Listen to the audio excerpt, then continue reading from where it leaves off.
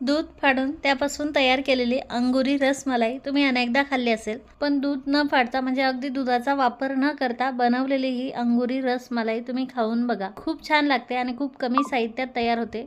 कधी गोड खाण्याची इच्छा झाली तर घरातील कमीत कमी साहित्यात तुम्ही ही अंगुरी रसमलाई बनवू शकता. ही आपण तांदळाच्या पिठापासून बनवणार आहोत. खरं तर खीर तर तुम्ही अनेकदा खाल्ली असेल, पण तांदळाच्या पिठापासून ही रसमलाई बनवून बघा, खूप छान होते. तर लगेच आपण रेसिपी पाहूयात. तर रसमलाई बनवण्यासाठी मी 1 वाटी तांदळाचं पीठ घेतलेलं आहे. तांदळाचं पीठ घेताना छान सुगंधी तांदळाचं आणि ज्या तांदळाचा भात छान मऊ होतो, सॉफ्ट होतो, त्या तांदळाचं पीठ घ्यायचं आहे. मी हे विकतचं जे मोदकासाठी पीठ मिळतं ना, ते पीठ घेतलेलं आहे. या पिठाची उकड काढायची आहे. त्यासाठी मी पातेल्यात 1 वाटी दूध घालते. दुधाला आता छान उकळी आणून घ्यायची आहे. दुधाला अशी छान उकळी आली की आपल्याला मीठ घालायचं आहे थोडंसं, आणि त्यानंतर तांदळाचं पीठ घालायचं आहे. 1 चमचा साजूक तूप घालायचं आहे आणि हे पीठ आता दुधामध्ये व्यवस्थित मिक्स करून घ्यायचं आहे. गॅस लगेच बंद करायचा आहे. रसमलाईला छान फ्लेवर येण्यासाठी यात मी थोडंसं केशरचं दूध घालते. तांदळाचं पीठ आता परत एकदा व्यवस्थित मिक्स करून घ्यायचं आहे. आता आपल्याला याची एक वाफ काढून घ्यायची आहे. त्यासाठी यावरती झाकण ठेवायचं आहे आणि 5 मिनिटं याची एक वाफ काढून घ्यायची आहे. पिठाची वाफ काढून घेतली की हे पीठ थोडंसं कोमट होतं. हे आता आपल्याला एखाद्या मोठ्या ताटात किंवा परातमध्ये ओतून घ्यायचं आहे. याला ग्लासने किंवा तांब्याच्या मदतीने थोडंसं रगडवून घ्यायचं आहे. जसं आपण मोदकाचं पीठ व्यवस्थित सॉफ्ट करून घेतो ना, तसंच हे आपल्याला सॉफ्ट करून घ्यायचं आहे. ग्लासने असं थोडंसं रगडवून घेतलं आहे मी. हे आता छान कोमट झालेलं आहे. तर याला मी हाताने व्यवस्थित मळून घेते. आता थोडंसं हाताला तूप लावून घ्यायचं आहे आणि हे पीठ आता सॉफ्ट होईपर्यंत आपल्याला छान मळून घ्यायचं आहे. पीठ आपलं एकदम छान सॉफ्ट झालेलं आहे. आता आपल्याला याचे छोटे छोटे बॉल्स बनवायचे आहे. आता ही रेसिपी तुम्ही वेगवेगळ्या प्रकारे ट्राय करू शकता बरं. आता आपण बॉल्स बनवतोय, पण तुम्ही बॉल्सऐवजी कुरडयाच्या साच्याने या पिठाच्या नूडल्स किंवा शेवया देखील बनवू शकता बरं, आणि त्या दुधामध्ये शिजवून घेऊ शकता. अप्रतिम लागतात त्या तर खायला. मला अंगुरी रसमलाई रेसिपी दाखवायची होती, त्यामुळे याचे मी असे छोटे छोटे बॉल करून घेते. छान सॉफ्ट बॉल तयार होत आहे, तुम्ही पाहू शकाल, आणि खूप सुरेख दिसत आहे. आता हे सगळे बॉल्स तयार करून घेतलेले आहे मी. हे मी आता थोड्या वेळ साईडला ठेवते. आता एक कढई घेतलेली आहे मी. कढई ओली करून घ्यायची म्हणजे दूध खाली लागत नाही. आता 1 लिटर दूध घेतलं होतं मी. त्यातलं थोडंसं दूध ठेवलेलं आहे आणि सुरुवातीला देखील उकड घेण्यासाठी यातलंच 1 वाटी दूध वापरलं होतं.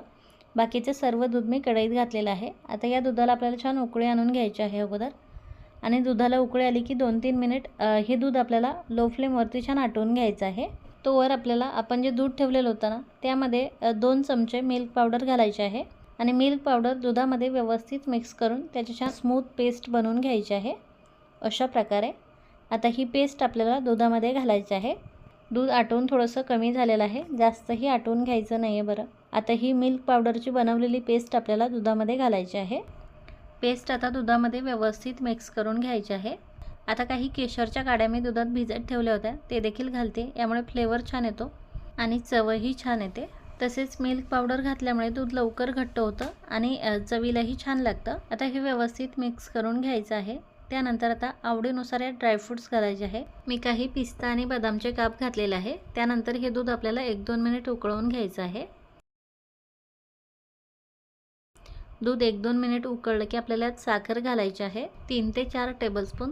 तुम्ही तुमच्या आवडीनुसार साखर थोडीफार कमी जास्त करू शकता. आता साखर विरघळेपर्यंत दूध आपल्याला उकळवून घ्यायचं आहे, आणि एकदा का साखर विरघळली की लगेच आपण जे बॉल्स बनवलेले आहे ना तांदळाचे, ते यात सोडायचे आहे. गॅसची फ्लेम हाय ठेवायची आहे.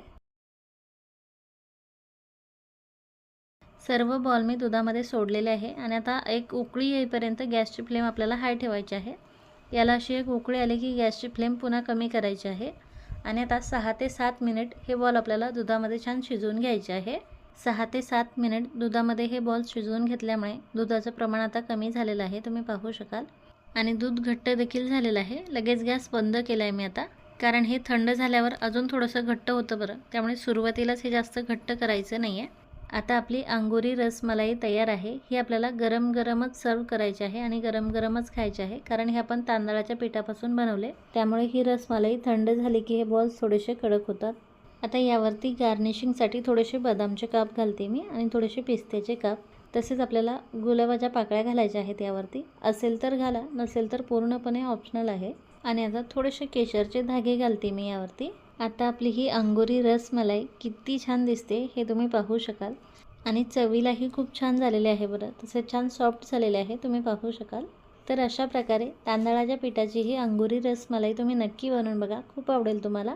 आणि तुम्हाला जर आजची माझी ही रेसिपी थोडी जरी आवडली असेल तर प्लीज व्हिडिओला लाईक करा, शेअर करा. चॅनलवरती नवीन असाल तर चॅनलला देखील सबस्क्राईब करा. पुन्हा भेटूयात अशीच एक नवीन रेसिपी घेऊन. Bye bye.